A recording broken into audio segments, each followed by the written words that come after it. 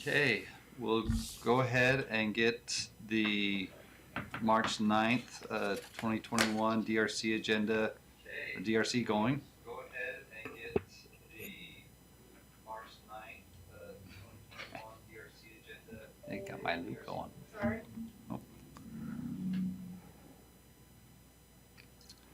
We have had a request to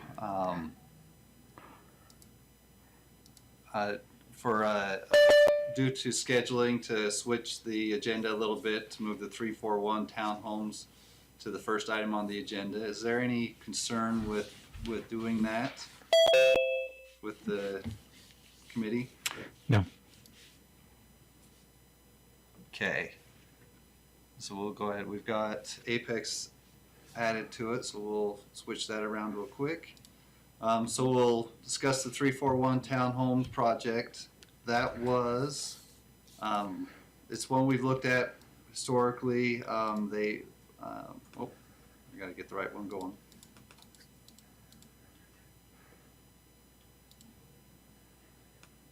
Okay. So this is on 100 South and they say roughly about 341 East. 3-unit townhome proposal. This is a, we said we've seen this a few times. They have gotten some right-of-way items cleaned up and taken care of as the reason it was tabled previously. And we've gotten confirmation that the property lines are in the appropriate location for those that kind of taken care of this Santaquin City's or engineering concerns on there.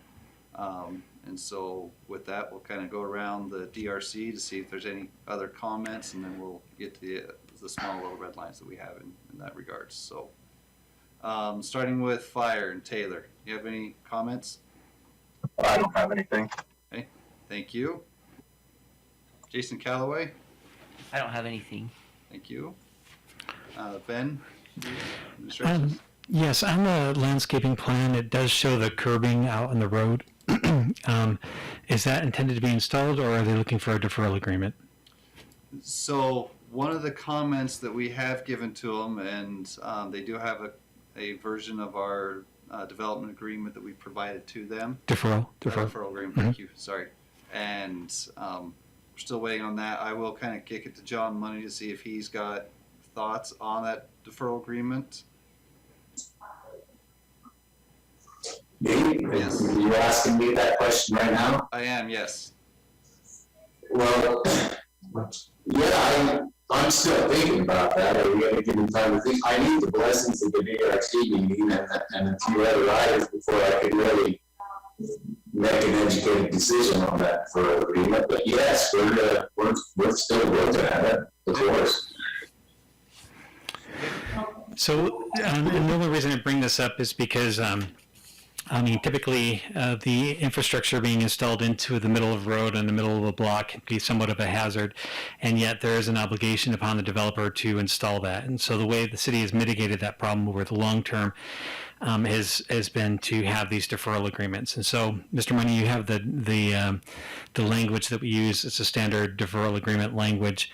Our next city council meeting is next Tuesday, and if we would like to put that deferral agreement on the agenda, we would need to know by Thursday evening so that we could have that included. And so, anyway, recognizing that short of having a deferral agreement, it would require the infrastructure to be installed out all the way as outlined in the plans. That's all. Yeah, I understand that. Of course, I've got to know my attorney's time and whatnot, but if we can get it to you by Thursday, we will. But we just need the blessings of the Development Review Committee before I want to move forward for, money expense and so forth with legal. Okay.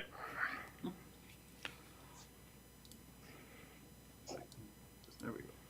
I don't have any other comments. Anything else? Okay, thank you. Jason Bond. So I got no more comments, just a couple of clarifications. One, there has already been ARC approval for a 3-unit building, so as long as there's not any significant changes, that approval will still stand. And then just in terms of the process, because of this being 3 units or less, this is going to be a recommendation from the DRC, and then it'll eventually be approval from the Planning Commission.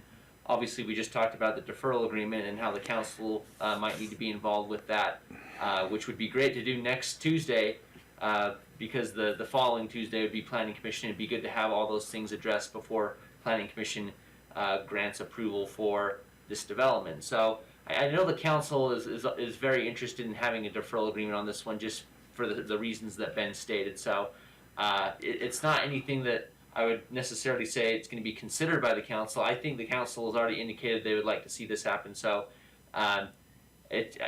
yeah, take that for what it's worth. And with that said, I don't have anything more on this one. Thank you. Just so the comment shown here is in regards to the deferral agreement. Got a couple notes there, basically just looking on our side, verifying square footage and such. And again, some of those dimensions there just for our verification that everything is. So really the main concerns that engineering had was the location of the property line and the right-of-way frontage there, which has been addressed appropriately. And so engineering didn't have any additional comments on those. So with that, it asks the DRC if there's any other comments or questions or concerns. If not, I would look for a motion. Again, to build off of Jason's comment, this is a recommendation, would be a recommendation to the Planning Commission as part of this.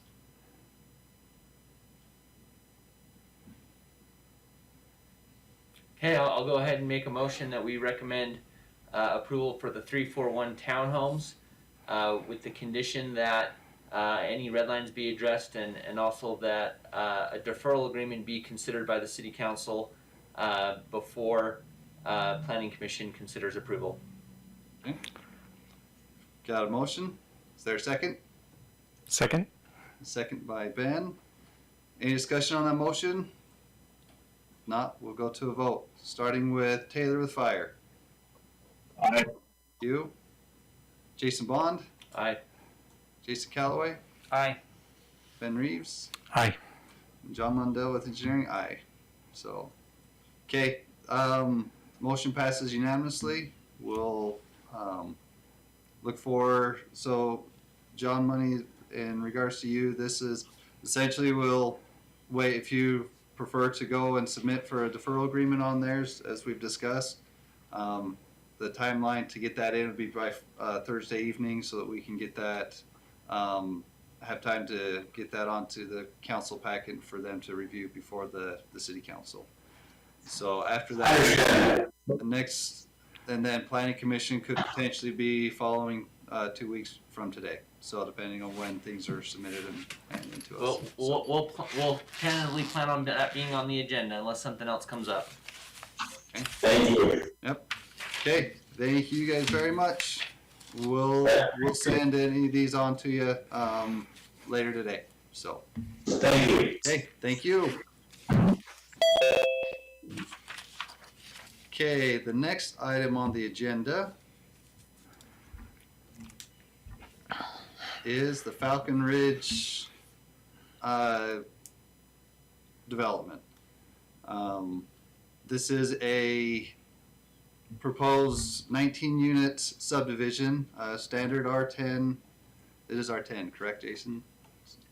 Yep. Okay, thank you. R10 subdivision, located off of 400 East and 300 East, just south of LDS chapel, just that was constructed a couple years ago. Kind of give a reference to there. This is the second time the DRC has seen this preliminary plan. It is as I mentioned, it's a preliminary application, so the action that would be taken by the DRC would be a recommendation to the Planning Commission and City Council on the proposal. So with that, we'll go around the DRC, and if there's any thoughts or comments, starting with Taylor. I don't have anything. Thank you. Jason Calloway? Just what I think I talked to you about yesterday about the irrigation line. Okay. So we'll kind of bring that up now. One of the questions we had is when we discussed previously and gave the suggestion that perhaps it may be better to run this irrigation realignment into the road and across, but I'm assuming, Scott, with Atlas Engineering, that elevations don't really allow that. Is that correct? The grades don't work because the intersection of Street 1 and 300 East is too low. Too low to be able to catch and go over to the existing. Yeah. Okay. So with that being the case, we do have some concerns with the 3 separate boxes on private property here through there, that it may be a little bit more, the risk may go up because maintenance of multiple boxes like that would be more difficult for the ditch owner and the irrigation company. So it may be better to revert back to the previous alignments for that. So again, there's some concerns there. I don't necessarily, I don't know if this is a better situation that we were in previously on there. So, any thoughts? And I think we're okay with that, right, Kevin? We looked at it and he's got buildable area on those lots if we go back to the old alignment. Yeah, we've got plenty of buildable area. The envelopes fit our house plans fine. So if we just keep that straight, I actually think it'd be better for everybody. Okay. Then to one thing to kind of add on that is, again, any improvements need to be, verified and by the irrigation company or the ditch owner. Just for that, basically they need to give us some sort of written authorization that they're okay with that alignment. Okay. Anything else, Jason? Eventually, there need to be some sort of an easement or something on the plat for that. The plat does show an easement there Okay. for that. Okay. Ben? So I do have one concern, and that is the ownership of the property that's just up from or below lot number 11. So this one's a little bit of a hard map to read. If you can go maybe to sheet 2, I think. Yep. Because that line there kind of gives a... Okay, so it's showing right there, if you zoom in on 11, that you guys own all of that property in 11, but in fact, Santaquin City owns a sliver right there. And initially, I thought that sliver went all the way to the right corner, right by that 105.99, right there. I thought it went all the way to that end, and it really doesn't. It actually is short of that. I don't know how many feet, and you can see that on a county parcel map. Long story short, Santaquin City has been wanting to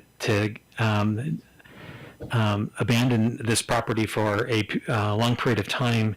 There's the previous owners to yourself, Mr. Gene Jones, and the previous owner to the property of the south, the Sailors, were in negotiation talking about that sliver. By state code, if we were to let go of that sliver, it would normally go half to the property on one side and half to the property on the other, whereas it doesn't really make sense, I think, for it to go to the property to the south, in that it creates a really weird jogging line. And John, I don't know if you can bring up the parcel map, that maybe would make it a little easier to see that in that area. And so what we would need in order for the city to let go of the sliver was obviously recorded by accident into the name of Santaquin City. It's only about 500 feet, and it's just maybe a foot or two on one angle of a triangle, and it goes to a point on the other end. What would be needed is a release from the property, one property owner or the other, or the city would need to split it in half. And we really don't want to maintain ownership of that parcel. And so I guess what I'm asking the developer here in this case, since you are showing the entire parcel as ownership of under your ownership, which is not truly the case today, that you would work out and get some sort of a release, even just a signed handwritten letter would be fine, indicating that they have no desire to obtain ownership of 250 square feet of property from the city, or you purchase, you work out some sort of a negotiation with them that if it were split in half and given half to them and half to you, that you would acquire that from them. I'm not sure how best to have that go forward, but John is just about to get down to that. Apologize that it's taking a little bit longer. Yeah.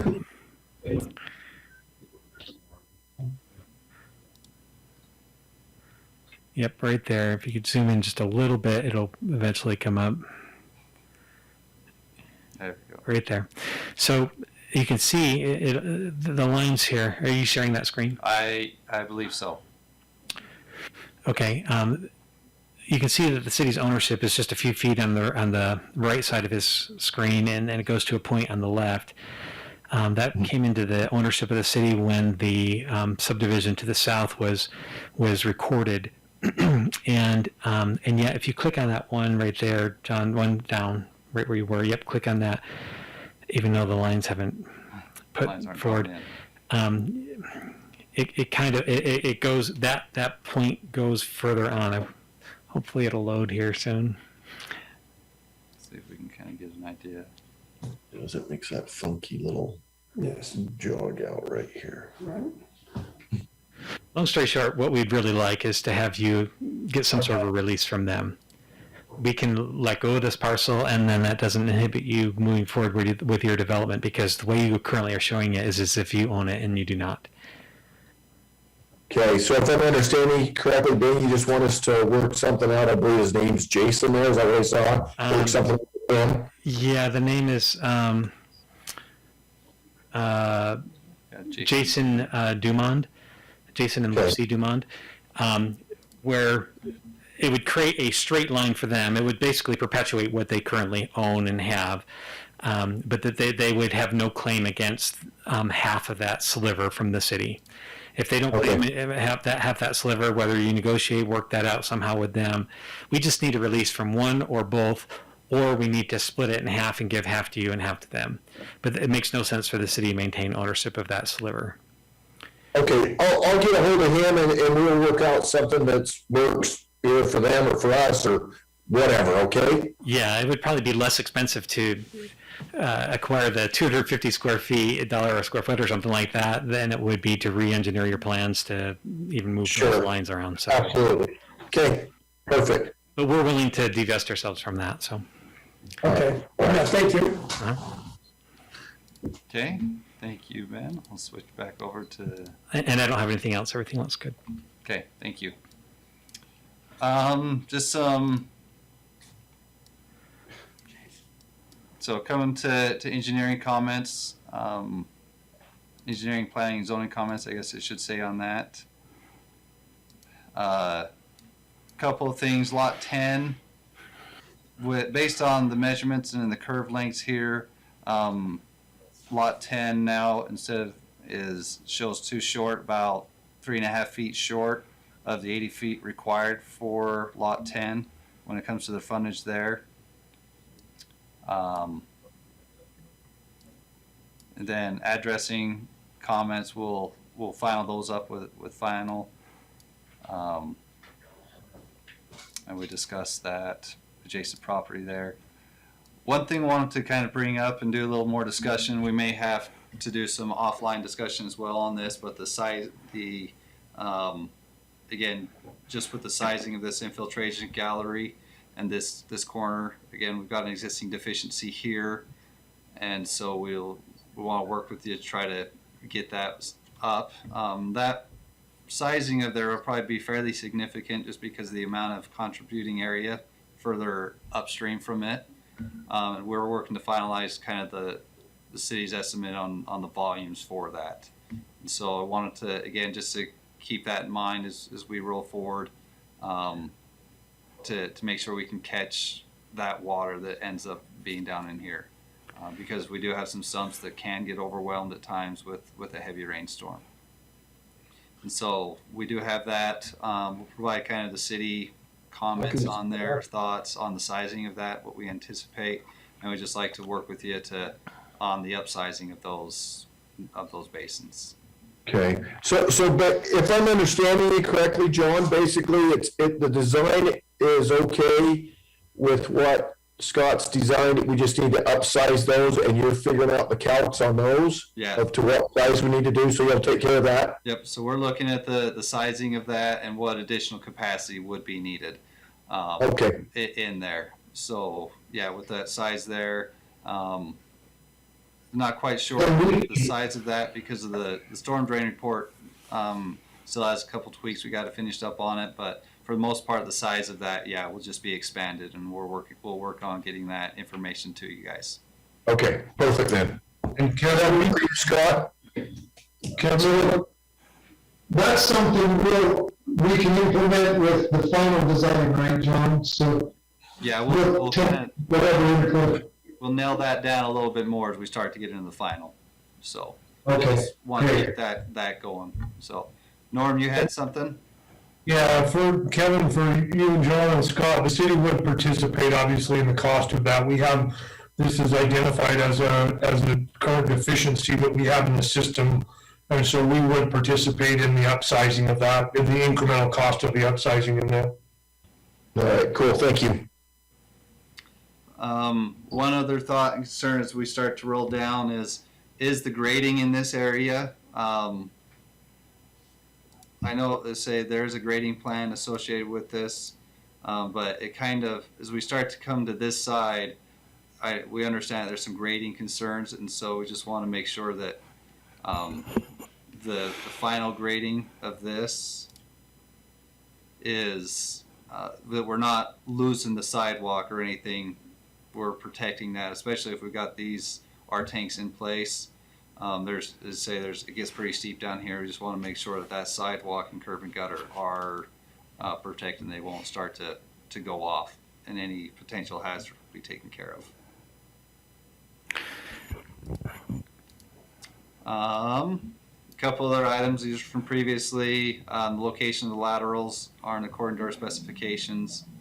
And then a quick question, just previously we had made the comment about these utility lines within the roadway don't follow our standard drawings for that, and so wanted to kind of understand why those were shifted a little bit. Per our drawing, we call for sewer to basically run down the center of the road, and then you'll have pressure irrigation main lines on one side, and then you'd have the culinary, which needs to be 10 foot, and then any storm drain would be adjacent to that. So right now, the culinary is 10 feet away per code, then PI is adjacent to it. So I just was curious on the reasoning for that alignment with this. Scott, do you have any input or thoughts on that? Yeah, you can see from our playing point to the north. So, I mean, I guess the culinary obviously state standard to get the 10 feet. If you want us to put the PI over there between curb and sewer, we could do that. It's just another cross. So, I guess it's a judgment call there. I felt like that was a better alignment, but you're the boss, so we'll adjust them however we'd like. That's an easy fix, but I think the culinary needs to be Correct. where it is. But there's where I was coming from. But like I said, tell me what you prefer. Jason, Callaway, do you have any thoughts? I think we just, keep it like you wanted to, like you want to do it, John. Put the PI over on this side of the sewer. Yes, exactly. So we would cross. There would be a crossing. This culinary would be under the PI, but the PI would run on that west side of the sewer, and that's then fine. it would shift over to the south side of the sewer. Yep. The only potential conflict for that would be the storm drain, the irrigation box. We may not have.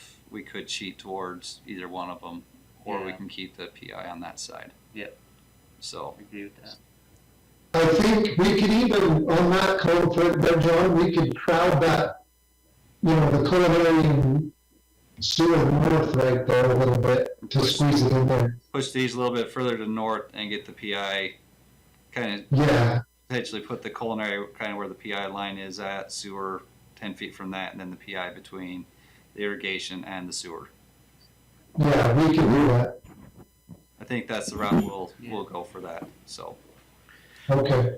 okay, we've discussed the irrigation line through lots 11 and 12. One other comment, just you've got for the roadway. The other concern is any fill for the future homes in lots. I think this is 9 and 10. There's considerable amount of fill there, and so I know we've got I understand there's a geotech report for this that would address that. I haven't reviewed the geotech report on this. Have we received it? Yes. You should, and we'll give you the, we'll get all the compaction tests done and everything from Earth Tech that shows that both lots are considered buildable on for the pad sites for you. Okay, yeah, that's Another got that. another item on there, John, is there going to be a retaining wall on the north side of those two lots in that ravine right there? Because you've got, if you look at the adjacent property, that ravine continues into the Ross subdivision there. So how are you going to retain that, or is it all going to slope back, or what's going to happen there? You really need to identify whether there's going to be a retaining wall there, Scott, or what's going to happen. It's very similar to what the church did just to the south of this property. They put up a retaining wall in that area as well. Yeah, and we'll do that. Isn't that something we address at final with the construction rounds? So your grading plan is actually part of the preliminary. So that would be any retaining or retainage that you would have to do would be part of that preliminary plan. Okay. Okay, and so those are the main engineering comments on this project. Jason, Vaughn, did you have anything else to add? Well, you brought up the one thing with the lot, so Okay. that's the only thing really from P&Z. I do have one other thing. Okay. Just trying to do a little calculation here.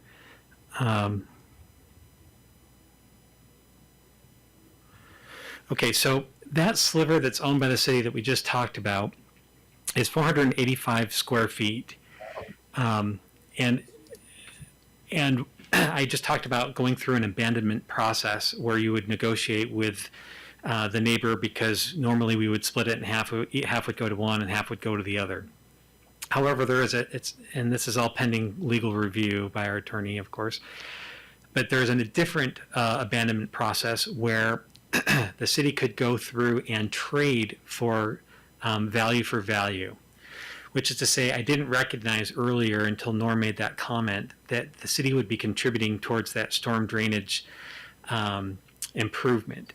If the city is contributing towards that storm drainage improvement, but it was offset by trading this parcel for a portion of the amount of value that we would be putting into that improvement, and that value could be established by using a recent appraisal times 480 square feet as a proportionality, and you were willing to accept that, then the city could trade this parcel, and it would negate any need to negotiate with neighbors, and it would just be a straight-up agreement for the city to surplus this property and use that as a component value trade for the improvements that would be going in. If you're willing to go down that course, it might be a lot easier for you. You don't have to change your plans and whatnot, but it would be recognizing that any contribution towards that storm drainage valuation would be offset by the per square foot appraised value from the most recent appraisal that the city has, multiplied by 485 square feet, if you're willing to do that. I think that's great, Ben. That makes it hopefully easy and a win-win for everybody. Whatever's the easiest. That sounds like a plan. So I'll run that all by our attorney to make sure that we're compliant and we go through the proper processes to do so. Okay. Thanks, Ben. Yep. Okay, any other 235. concerns, thoughts? $235 a foot. Okay, if not, I would look for a motion. $100. Yeah. Okay. Again, as a reminder, this is a recommendation, potential recommendation from the DRC to the Planning Commission and City Council. So John Lundell is the chair, doesn't usually make motions, but most of the comments here are engineering related. I'd look to engineering of whether or not you feel like this is adequate to move forward.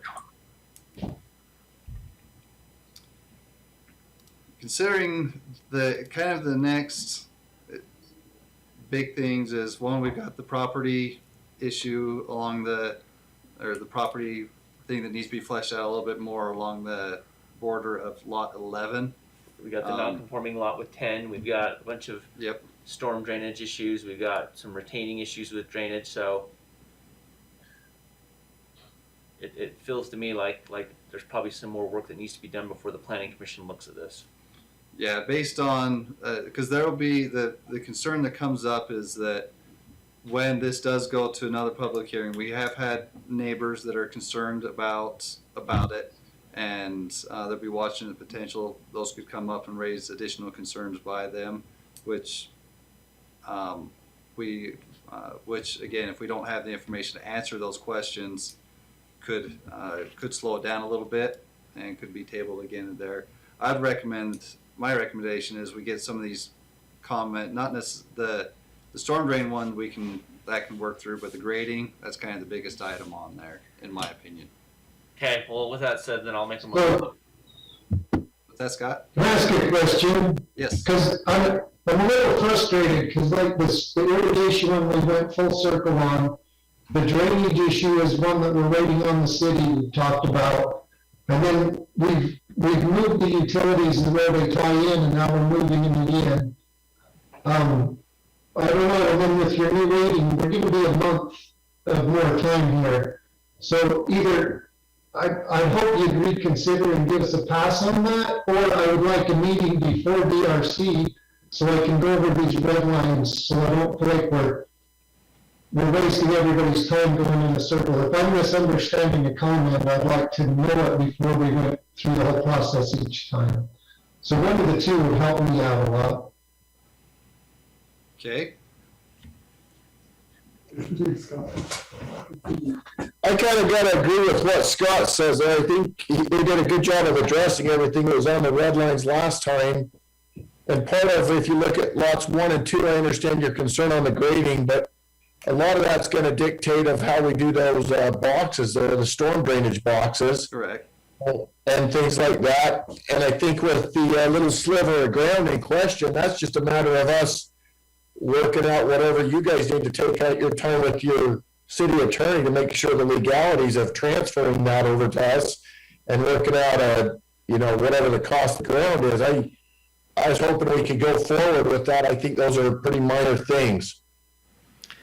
I'm personally not worried about the sliver of ground issue. I think that can be resolved. It's really, and it sounds like most of the other ones are resolved. It's the retention. Yes, the potential grading that's along the lots 1 and 2 is, and in addition, As soon as we get the storm drain calcs. Yeah, but we need the storm drain calcs from you guys, don't we, John, in order to be able to do that. So I think if we went forward, then that gives you guys time to get those in the next little bit, because I feel like Atlas has really done a good job and gotten everything done. That's been something that's pending on the city's end, not ours, right? It came out at the last one. and as I mentioned, on those ones, I recognize there, but and along there, my reasoning for it on lots, specifically on lots 1 and 2, as we start to get into there, those lots really with the current grading and everything there, I understand there's a geotech report. Again, I haven't reviewed that yet, but how does it tie into the lots to the north? And so yes, we do have grading that shows for the roadway itself, but that's not the whole picture for those lots. Through here, also lot 6 does have a considerable grade break between lot 6 and the lots to the north. So that's kind of the reasoning there. If the DRC does if we do change that motion, it would not and it could not go to planning commission until that is fully taken care of prior to moving forward, and that may be a meeting aside from there to do so. But before it could even be scheduled on a planning commission, those items would have to be fully addressed and taken care of before. So That would be fine. So the question is there anything that would preclude them from being approved at DRC, knowing that they can't be on the planning commission agenda until those get reviewed, or is it best to table? And it's really up to the professionals here. I'm good with that. to make sure that all things have been addressed, I'll make a motion that we recommend that the preliminary plan move forward to the planning commission. Let me rephrase that. I'll recommend approval of the preliminary plan with the conditions that the engineering comments be addressed and that they be addressed before it goes to planning commission meeting, so that the planning commission has all the information that they need to make their recommendation. In addition to that, I'd add that condition that lot 10 be addressed so that it is a conforming lot, and that all other red lines be addressed so that the planning commission has the information that they need to make their recommendation. I think that's great. Thank you, Jason. do I have a motion? Do I have a second? I'll second it. Second by Jason Calloway. Any discussion on that motion? If not, we'll go to a vote. Fire and Taylor. Aye. Thank you. Jason Bond, Aye. Jason Calloway, Aye. Ben Reeves, Aye. Engineering, aye. Okay, we'll get those updated and get them over to you. So just as a point of note, our planning commission meeting is 2 weeks from today. Please get those to us so that we can help you move forward. But like I say, unless we have some of that information, there's not really a sense in going to planning commission if they're going to be left wondering what some of this some of these situations mean. And the sliver won't hold you up from getting on the planning commission agenda, but it will be something that needs to be resolved concurrently when it's on the city council agenda. Right. Okay. And we like your idea of just trading that ground, the value of that ground for, and offset it over there on that storm drain. So if you can move forward with your city attorney and then just tell us what we're doing. Okay, sounds good. Thank you. Perfect. Okay, Thanks, guys. thanks guys, we'll get those sent over to you later. So the next day we'll have those over to you. Thanks, John. Okay, thank you. Okay, the next item is the minutes from there we go. From February 23rd, but those weren't, we weren't able to get those up on time, so I would recommend that we take those minutes to the next meeting. So motion to table those? Yep. Motion to table? Motion to table, is there a second? I'll second it. Second by Jason Calloway. Okay, all in favor, please say aye. Aye. Aye.